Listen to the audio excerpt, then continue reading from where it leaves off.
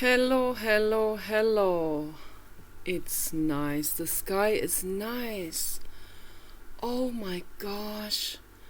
Beautiful cloud formations. Hearts are forming again. This is so gorgeous. Unfortunately, if I turn the computer around, it doesn't really decipher that image. So it is coded only for my eyes to be decoded, not by the camera. So if I use the camera, it just shows gray in the sky. So, but the sky is blue with white clouds, and the clouds show hearts, and they say the angels are there watching us. Yeah, okay, I'll turn the computer around, okay? I'm turning the computer around. Okay.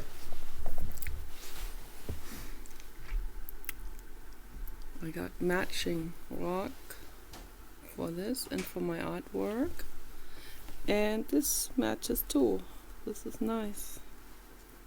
I like it. My face is red. I just took a real hot shower.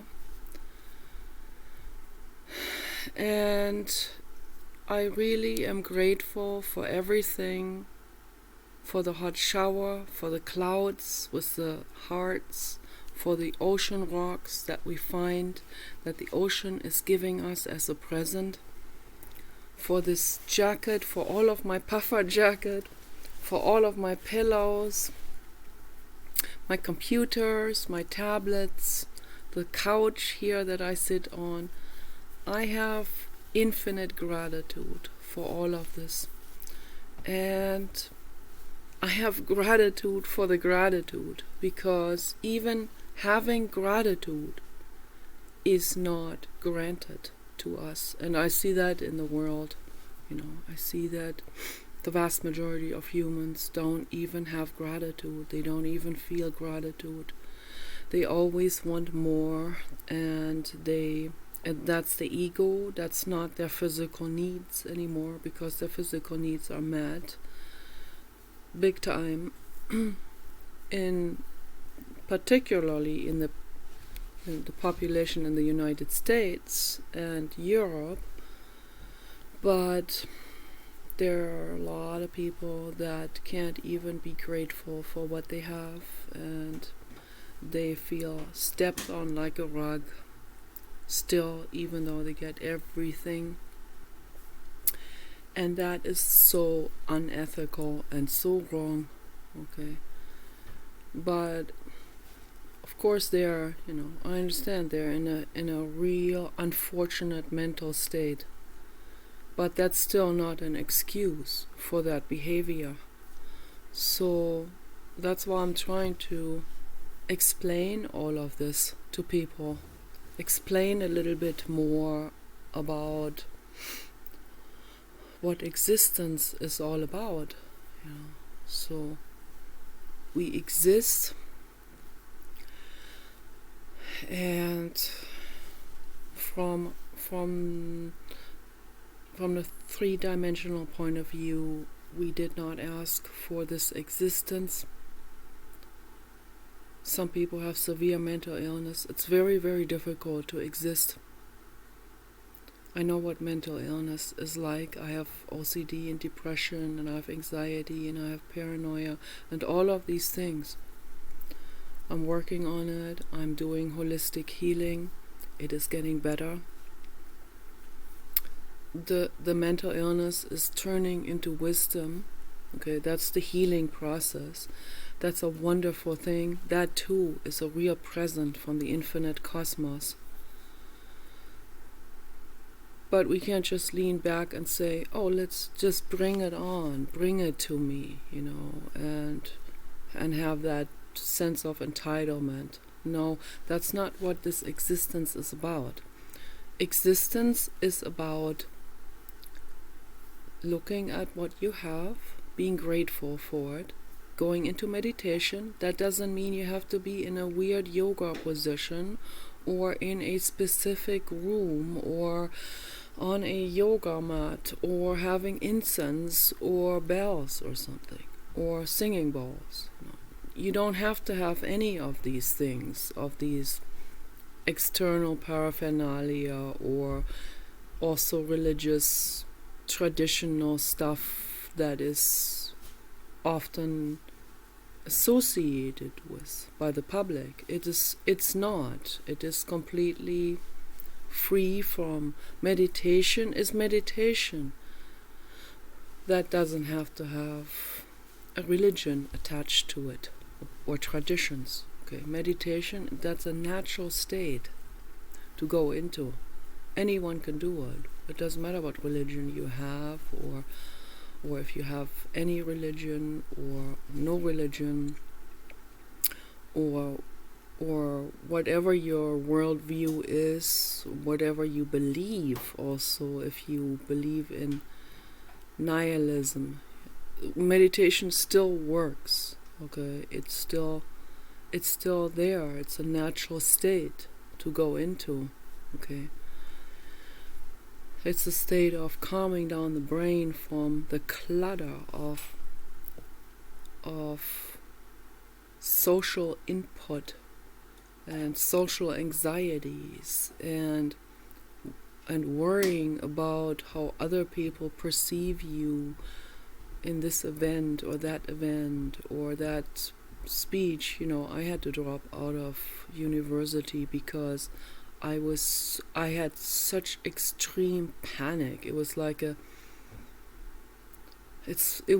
has become a phobia for me to speak in front of a class of, I don't know, 50 or 100 people.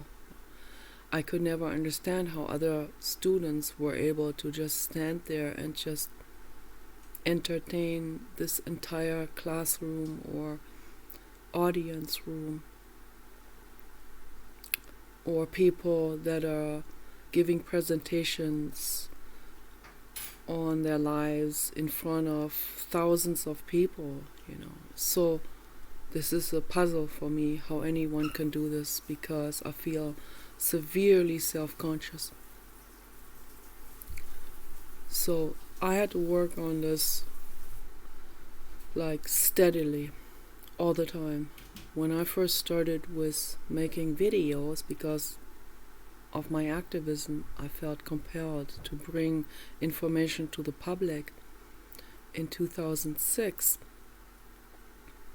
I could not show myself at all. I had to read from something that I had written. I had written books. I was reading passages from my books, and I showed my artwork while I was reading from my books. And then very, very, very gradually we got into philosophical conversations, which I very much enjoyed, with Gary Inmentem and Nick the Modern Mystic. That was in 2007, 2008. And with Karen from England, a Cambridge philosophy professor. It was very, very, very wonderful, and I miss these people, but they don't like me. But very few people like me because I say things that will step on their egoic construction of how they want to see themselves and the world. So, and I still love them, and I feel sorry that I could not stay friends with them because they wouldn't let me stay friends with them. So, very, very sad, all of this. But, we need to practice gratitude, and we need to go into this state of meditation. It could happen anywhere. Just sit comfortably somewhere, okay, and have a couch and or recliner chair, or you lie down on the grass outside, can sit at the beach and lean against a rock and look in the sky and calm down the mind. And for a moment just drift away from that clutter in the brain, from that monkey chatter and this incessant fear of social interaction and what might happen. And I know, because I've had that same fear. I was so afraid of giving presentations because I thought that I might alienate people, or that I might start shaking, or that I stutter, or that I get real red in the face like I am right now. But I'm overheated, that's why. But, I don't want to take the jacket off because then I get cold. So, fear of exposing myself, as a living being. This is ridiculous, I am a living being. Why do I feel a fear of exposing myself as a living being?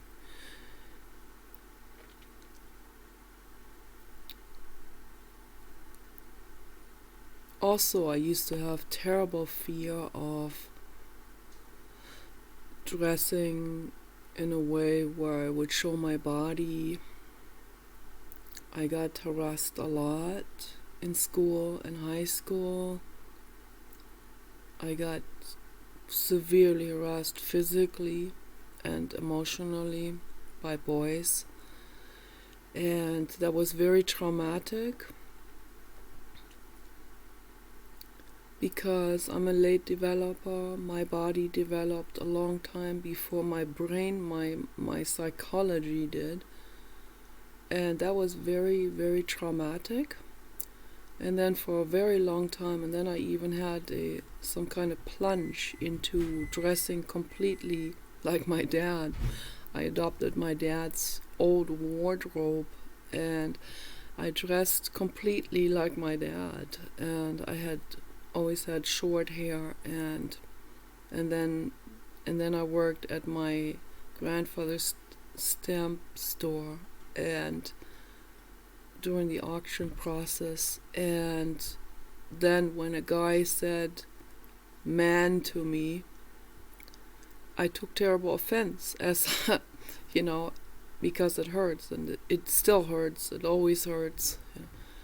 But I brought it on because he only looked at me from the corner of his eye, and he didn't even think about it, whether we are girls or boys or whatever.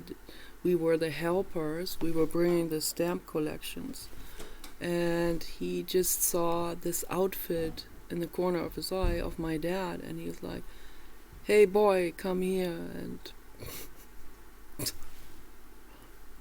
bring me this or this or this stamp collection number box."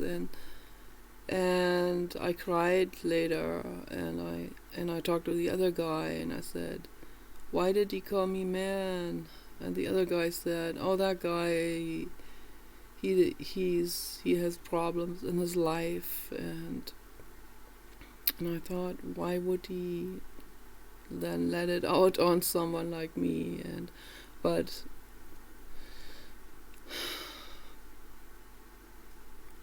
I also feel like he deliberately did that because it made him mad that I was wearing men's clothes. So, and there are a lot of men out there that get mad at women for not dressing up feminine. So they want to harass women, they want to grope them, they want to traumatize them, and then they get mad if the women dress like men and cover themselves Like same, Billie Eilish went through exactly the same thing. God, I felt strongly. I feel very strongly for her. I see myself in her completely. Been through exactly the same thing. So just recently, in recent years, I had the courage to show my curves and show the gratitude that I have for my boobs and my butt and my entire body, and I think it's wonderful to show gratitude for our bodies the way they are.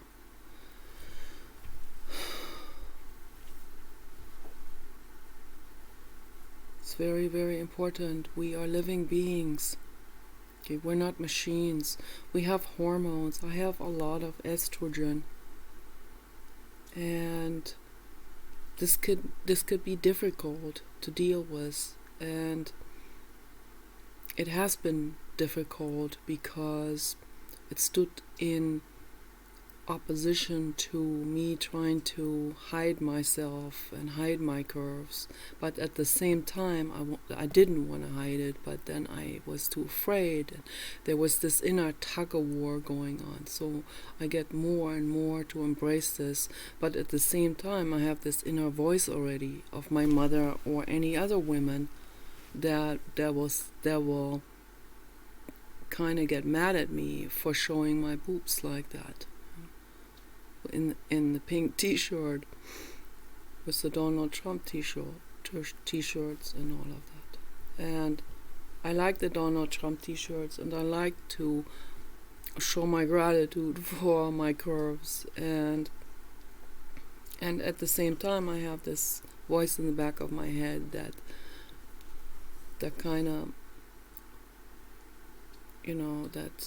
that voice of my mother and other women that will get mad that I am showing my boobs like that, and they'll say, you bring it on, you bring on all this sexual harassment on Facebook and all of this.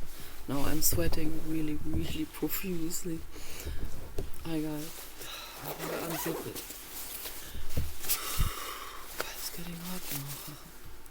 I wonder why I'm sweating so hard.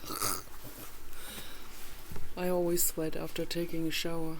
So, and I have an electric blanket on this couch here, which is nice. So, yeah, these are tug-of-wars, of psychology that are going on, feeling embarrassed about being alive and having hormones and showing boobs, and that comes from my mother, that she was always making negative comments, and it was like a long-term trauma for me, and difficult. And at the same time, I know there's fruit fly in here. I wonder why. We have screen doors, so gotta put diatomaceous earth into the compost. That helps. We do composting in the kitchen. That's really good. So, I understand the women. I understand my mother. I know where my mother is coming from. I know that my sexual needs and all of this is triggering her. I'm not going to get into the detail of this now, but I understand where everyone is coming from. I also understand the boys, I understand the men, and they have their enormous hormone levels, and they get triggered in a different way, and it's just it creates so many emotions and jealousy and competition and I have jealousy myself, so I know how that feels. Okay, so all of this, and we feel like these are very embarrassing subjects, but they are so important to talk about. They are the most embarrassing subjects are the most important subjects to talk about, actually. Because the stuff that we repress or that we brush over or, cover up from social interaction, that is the stuff that will nip you in the butt then in a completely different way then, and in sometimes in unexpected ways, in embarrassing situations that will be really awkward and embarrassing later on, much more so than if we did discuss this right up front and say, look, I'm jealous. That it takes quite an evolution of working on oneself psychologically to get to the point where you can go up to a woman and say, look, sister, I'm jealous. So, yeah, it takes quite a bit. But almost nobody can do it. I think Billie Eilish can do it. She's a very advanced soul. So that's why she can do it. I mean, it takes also some soul development that has to go into this, and a lifetime of working. For those people that don't have that high of a soul developmental level as I don't have. So for me, it's just, a lifetime of working on it, on the emotions. And I dedicated my life to doing that because I cannot lie to myself. Absolutely not. I can't kid myself about things, about anything. I can't pretend anything. And I feel gratitude for what I have. And I have so much. I have so infinitely much. There's another beautiful heart. Oh my gosh. A white heart sitting on a gray cloud, moving from right to left. And now it looks like boobs. So that's really nice. Oh my gosh, another cloud that looked like boobs too. So when you see certain cloud formations, they always come in multiple representations. That's a law of attraction. That's the synchronicity that shows itself in pattern formation.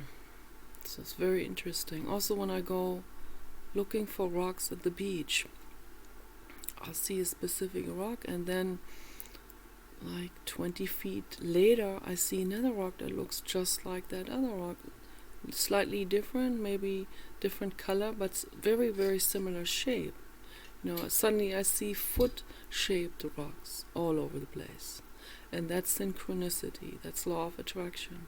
So one day the surf will bring in foot-shaped rocks. Another day it will bring in heart-shaped rocks. Another day it will bring in round rocks. So lots and lots of round rocks. And another day it will bring in white rocks. Another day it will have the majority of green rocks or gray. It's very interesting how it just washes up very similar formations and colors also on the same day. I see it in the clouds. This is very interesting. Or, I study something on the internet and then talk to a stranger, and that stranger will bring up this exact same subject on their own. So those are the synchronicities, and they are happening in the world. This is real. Law of attraction is happening, and we can wish for something and the wish will come true, but we cannot cling to the outcome. The moment we cling to the outcome, we stop the outcome. Okay, so when men are thirsty and they feel entitled to a girlfriend, or they see a porn star on the internet, and then they feel like they get fixated on that particular woman, then they wish for it so much that they will cling, and then in that moment of clinging to that outcome, they stand in their own ways to achieving it. So I highly recommend to men to watch Owen Cook's videos. He uses the name Tyler, but his name is Owen Cook, and he has red hair, and he's chubby, kind of short and chubby guy, kind of cute guy, and very loving and very sweet. And when he goes into a bar, he has women throwing themselves onto him. And he explains why, and that didn't come that naturally either to him in his life. So he said he used to, when he had a girlfriend, he's from Canada, when he had a girlfriend, a high school sweetheart, he wouldn't have problems finding a girlfriend, but then he would kind of like cling to a woman, and then she will break up with him, and lots of heartache, and he wanted to free himself from that. So he read just tons of books on self-empowerment, and it really works, to get into self-empowerment. So same for women, of course, so more hearts. This is amazing. Oh my god, more hearts, white hearts in different places, sitting on gray clouds. Wow, so cute is that. The sky says yes, you're on the right path. You feel a little bit insecure still talking about these things, but you're on the right path. And so thank you, Blue God. I know I'm on the right path. I know that what I share with other people is true. I have experienced it myself. I've experienced law of attraction. I have wished for this house that we have here for years, okay? And then I stood in my own way, and then I completely did something completely different. I did the whale event, and for Sarah Wan, for the Coastal Commission, and that took us like, I don't know, 8 months or something. And I wasn't looking on realtor.com. That whole time I was very busy with the whale event and educating the public on, that we had to stop Barack Obama from allowing whale hunting, and we succeeded. It was a collective effort, and we succeeded. So it was actually a global effort, and we succeeded with it. And that's a fantastic, wonderful thing. And I thank every single person who stood up to Barack Obama and for the whales, stood up for truth and justice and protecting the whales. So, and there's a dog, a blue dog in the sky now, and he's thanking me. Oh, beautiful. So, and then after that whale event, I went back on Realtor.com, and this is the most bizarre thing in the world. It brought up the list of properties, and this house was the very, very first property on all the way on top of that list. And I saw this house. I immediately clicked on it, and I knew this was it. This is the house that I had wished for. My dream house. It had issues, but I didn't say that it has to be completely free of issues, like construction issues. And they did a lot of mistakes when they built this house. They cut corners. And that's why we got it, So otherwise someone else would have grabbed this house, okay? The banks did not give loans on this house. So, and we got it cheap, and so this was my dream coming true. And I'm saying, so this works, law of attraction works. And then it's not like, you can wish for, let's say you wish for a $50 million house, for example, when you have only maximally $300,000 to spend on real estate, then that's very unrealistic. So, and we need to become a little bit more realistic on what we have available in our surroundings and in our life, in that situation, with our financial means and so on. We can't just expect that we get catered to everything.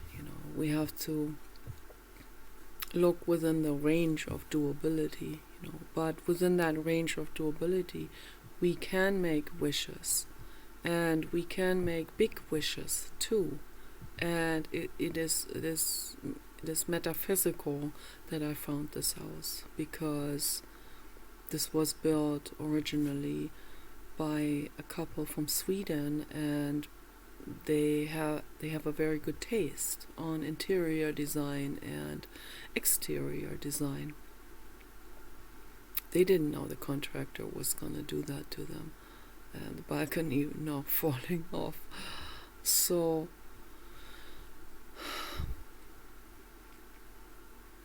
and it's not easy, so also the pipes, and the water is blue that comes out of the pipes, and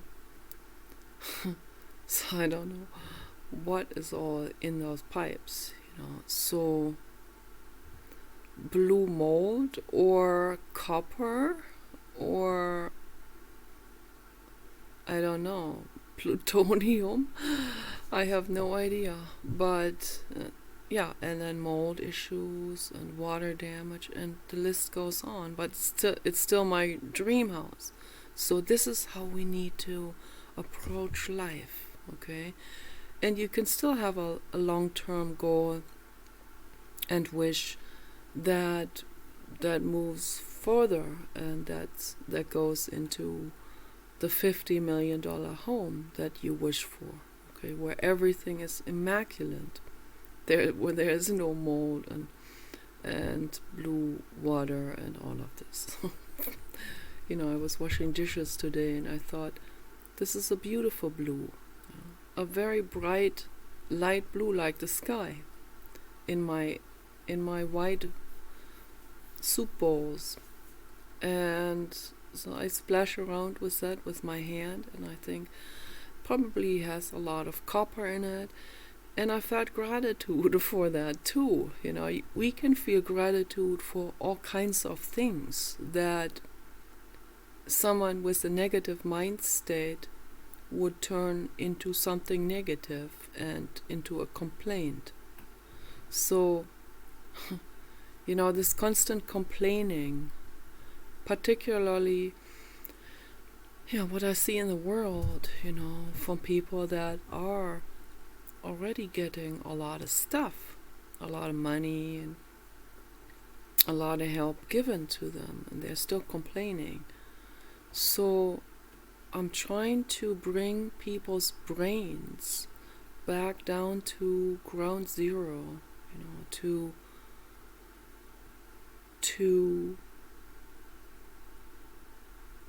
a meditation state, where they can empty their brains of all of this incessant wanting and demanding.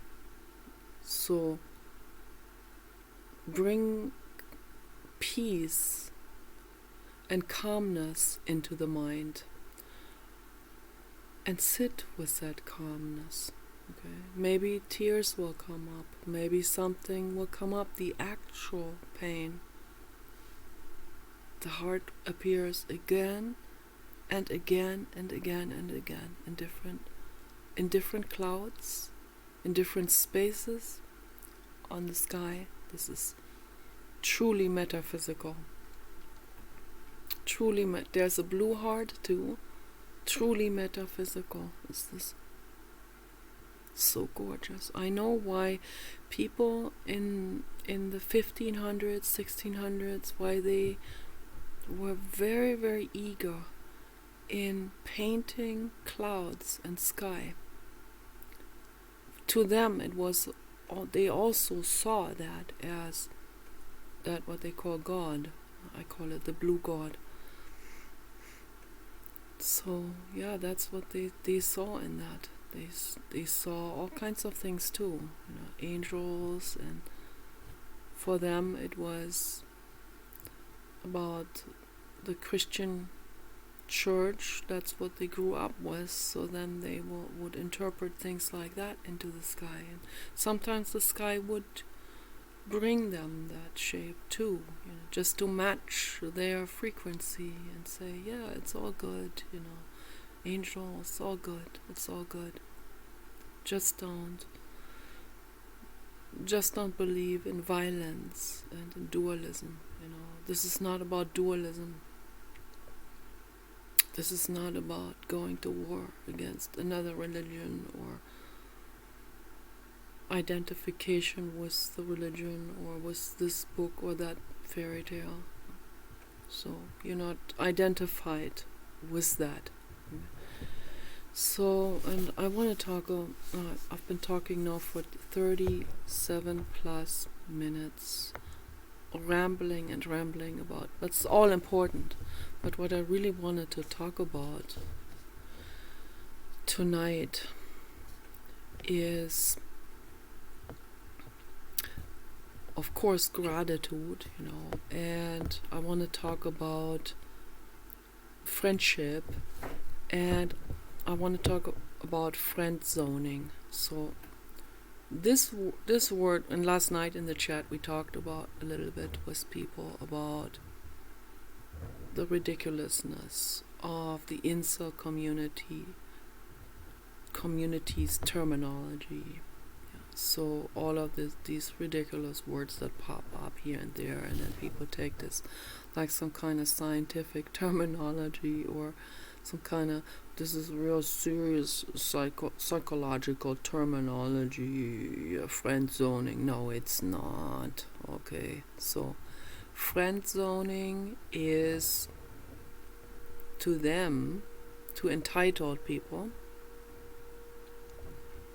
friend zoning is a terrible thing for entitled people.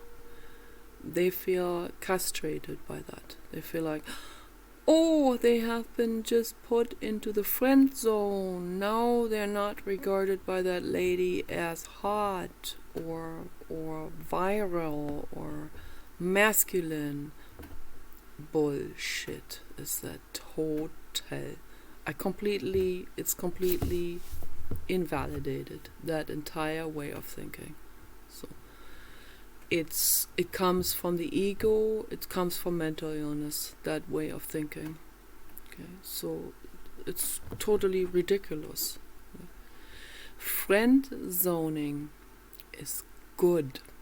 Okay, I friend zone everyone. Women, men, gay men, straight men, hot men that I find hot, and those that I just am friends with. I friend zone them all. Okay?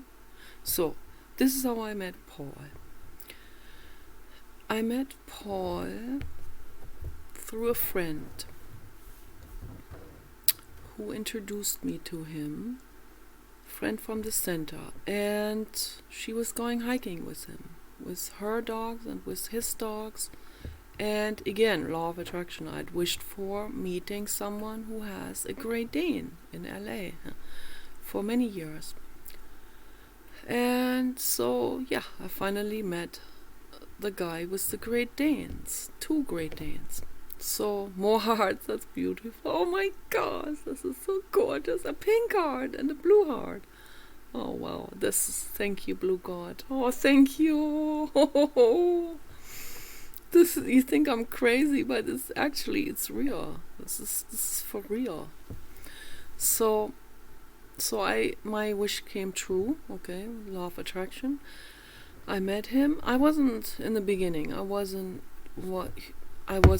attracted. Like, I was into black men, and I had a bunch of black boyfriends at that time.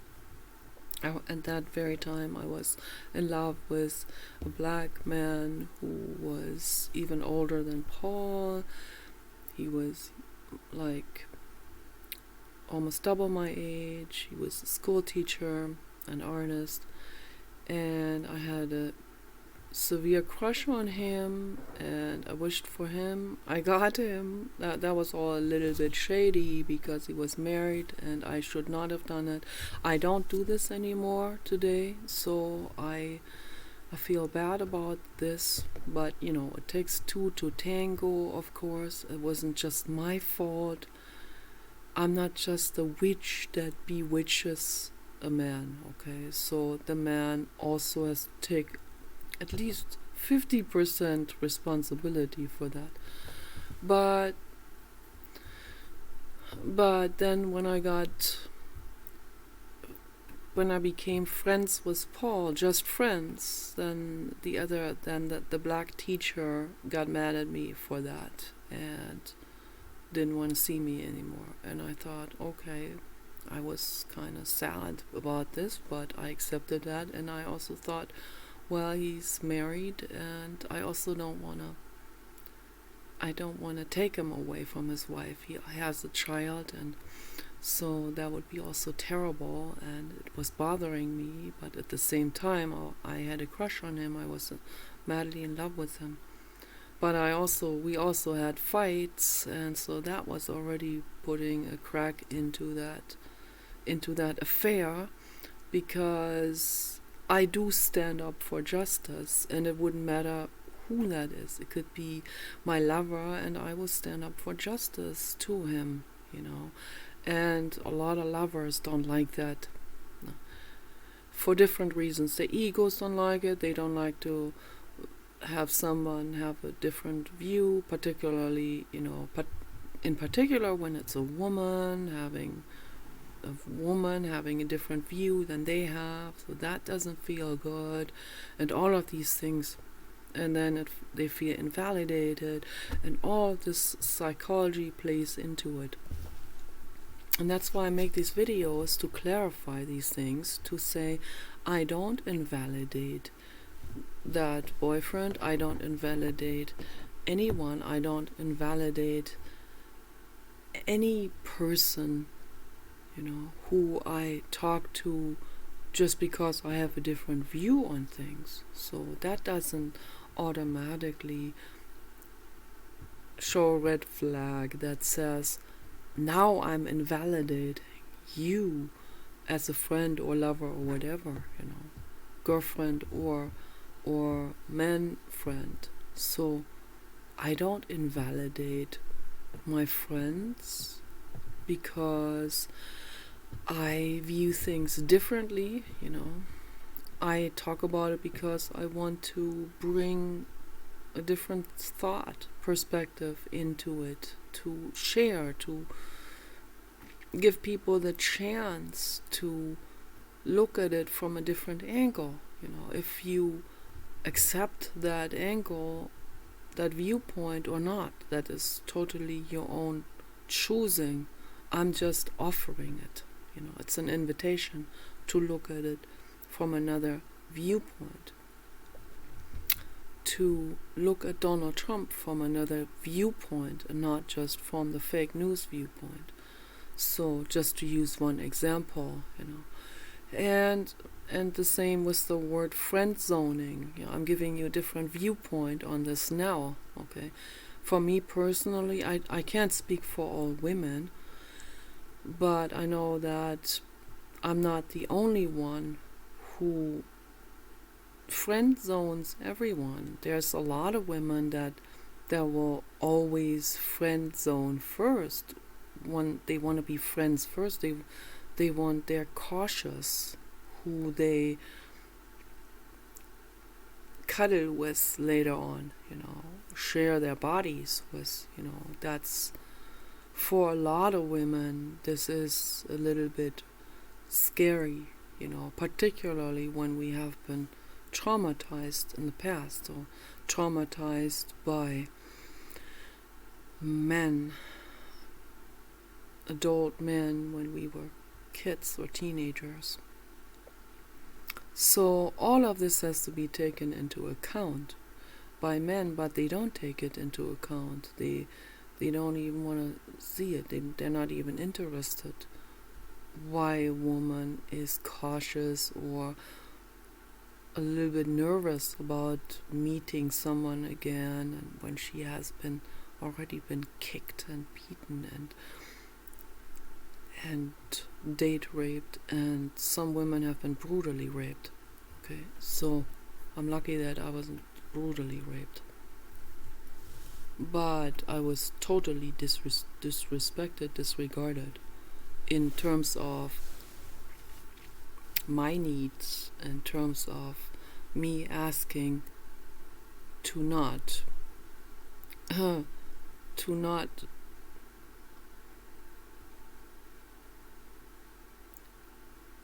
get into my body on the first date. Okay, and there were several that didn't respect that. The Iranian guy didn't respect that either. And so with these experiences that we make, we become cautious. Then we will be labeled racist and bigoted because of this, or paranoid. We have every right in the world to be paranoid, not only from our own experiences, but from the good news, the good news on Google News that are bombarding us on a daily basis. The horrible news of German women going to Afghanistan and being gang raped and then murdered by Sharia law. I mean, this is happening non-stop, this kind of stuff. This is my warning to women out there and girls. If you love your body and your life and your freedom, be very careful who you engage with. And men should understand this now, You should understand this. You should have a little bit compassion, a little bit insight, a little bit understanding, empathy, okay, for women and for their paranoia. So I friend zone everyone, I friend zoned Paul. We were just friends for many, many months. going hiking together with the dogs. I was so happy to have met the dogs. And going hiking at night with flashlights in Santa Monica Mountains was beautiful. And I told him when he came onto me and wanted to do a picnic at the beach, I told him honestly, I said, look, I am into open relationships, I like to date and I like black men. I told him that, and he didn't like to hear this, and I said, I'm warning you, just letting you know what you're getting into, and he didn't like it, but he wanted me anyway. So then we got together, and that way I moved in with him, and I gave him money for the dogs, for the dog food, and also for the room that I was renting from him, and I gave him even more money after we got together, which most women wouldn't. They would just stop paying altogether, because most people are dishonest and they take advantage. This is not who I am. Okay, so I gave him twice that much money than after we got together, because I felt responsible now for this new family that I had found. And so the foundation between us was sitting on compassion. He's an animal rights activist like I am. Not my type. It wasn't that much of a, like, the big love, romantic love and all of this. It was based on compassion, and deep friendship, and also, as a life partner, of course. So that went on for many, many years, of course, and it ended in 2010. I had an affair with a photographer, and I had a huge crush on James Hetfield, which was a mistake also. Terrible. I made terrible mistakes in my life. I constantly wrote him love letters. It was ridiculous. It's embarrassing, but it is, we are living beings, and we have hormones, and we have needs, and all of this, okay? And then I found out that James Hetfield is a psychopath, and that ended that. He shot bears in Russia in the butcher tourism. It's abhorrent. We petitioned to Vladimir Putin to outlaw that. He did, so it was a success. And with that, I put James Hetfield into ad acta, as we call it in German, into the back file as a past murder case that is no longer relevant. And so, and with that also our relationship ended, and I'm in that way. So, but we're still friends, we're still family. Most men would run off and be real mad, and some men would murder me, some men would never talk to me again. But he loves me as a living being, as a human being, okay? Like a dog, like family member, So, like a pet or daughter, family member who you love, and I share that love with him. I feel the same love for him, okay? And now friend zoned again.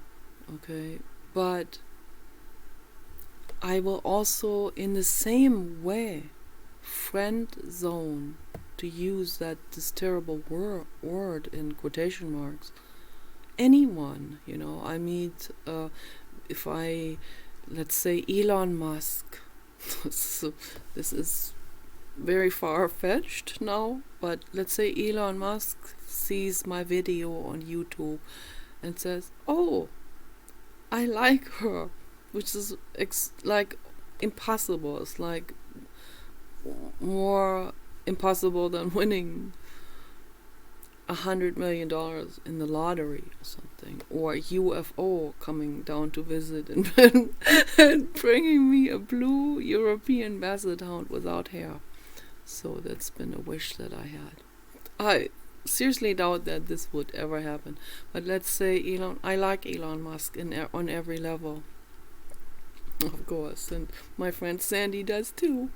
And we already talked to each other about this, and we already told each other that we love each other and would in as friends only because we're straight, and that we would share Elon with each other. We would, definitely would.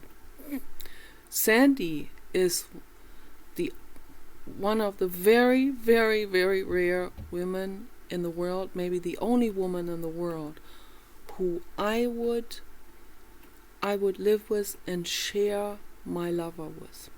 So that coming from a woman with huge jealousy, which I am, I have the huge jealousy issues and would probably bother me if I heard them having fun in another room. But I would probably leave the house then. But I would, because I love both of them like family. See, that's where the real love comes in. Real love. Real love is family member love, Love for your dog, your horse, your child, your best friends. Okay, that's real love. A lot of people don't understand that. Real love. Sad. So I see women going at each other with claws, and it's pathetic, childish. We need to love each other, okay? We're brothers and sisters. We're all cousins with the animals too. So we're all family here on Earth. We want to go to Mars. So if Elon Musk decided, I want to write her a love letter, let's see if she likes me, then I would be friends with him. Or if he, I would friends is friends. Friend zoned, is the foundation to friendship. Being friends is a good thing, okay? And then something physical can evolve out of this or not, whatever happens. The most important thing is we love each other, as living beings, okay? You guys take care. Bye-bye.